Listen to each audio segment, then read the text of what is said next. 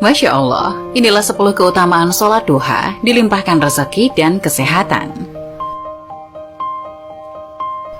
Keutamaan sholat duha perlu disimak baik-baik, terkhusus untuk para umat muslim yang ingin dipermudah segala urusan dunia dan akhirat oleh Allah Subhanahu wa Ta'ala. Serupa dengan sholat sunnah lainnya, jumlah rakaat sholat duha minimal 2 rakaat dan maksimal 12 rakaat, serta dikerjakan dengan 1 kali salam tiap 2 rakaat. Sholat duha dapat dilakukan sendiri dan boleh juga dikerjakan secara berjamaah. Sholat ini juga termasuk sholat sunnah yang dikerjakan pada pagi hari dan dimulai saat matahari mulai naik sepanjang galah atau setelah terbit matahari sekitar jam 7 pagi. Hingga sebelum masuk waktu zuhur saat matahari belum naik pada posisi tengah-tengah. Keutamaan sholat duha untuk yang rajin melaksanakannya, salah satunya adalah akan mendapatkan pahala seperti dirinya bersedekah dan masih banyak lagi lainnya. Berikut ini adalah beberapa keutamaan sholat duha. 1. Sebagai pengganti amalan sedekah. Dari hadis riwayat Muslim dari Abu Dzar, Nabi Shallallahu Alaihi Wasallam bersabda, pada pagi hari diharuskan bagi seluruh persendian di antara kalian untuk bersedekah.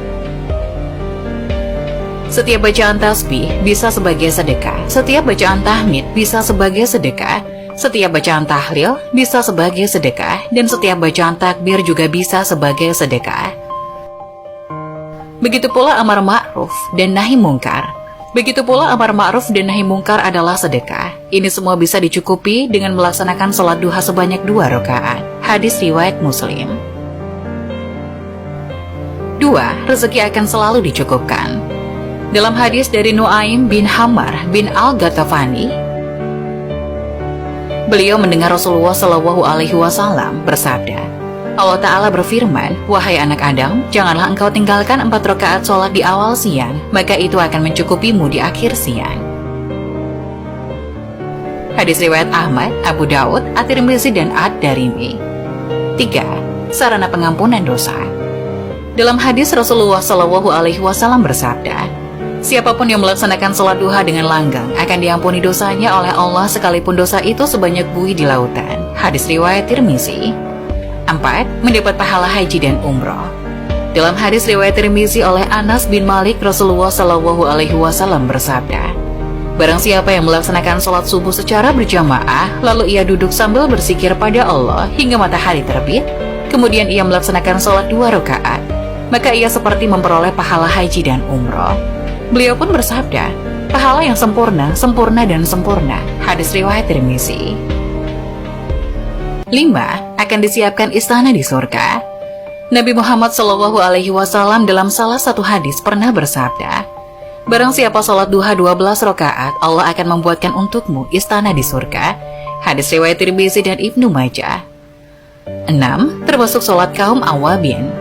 Sholat duha juga dimasukkan oleh Allah Subhanahu wa Ta'ala ke dalam golongan orang-orang yang pulang kepada Allah Subhanahu wa Ta'ala. Artinya, diriwayatkan dari Abu Hurairah radhiyallahu anhu, ia berkata, Rasulullah bersabda, tidak ada yang menjaga sholat duha kecuali orang yang kembali kepada Allah dengan bertaubat. Rasulullah bersabda, sholat duha adalah sholat orang-orang yang kembali kepada Allah dengan bertaubat. Hadis riwayat Al-Hakim dan Imam Muslim. 7. Akan memperoleh ghanimah.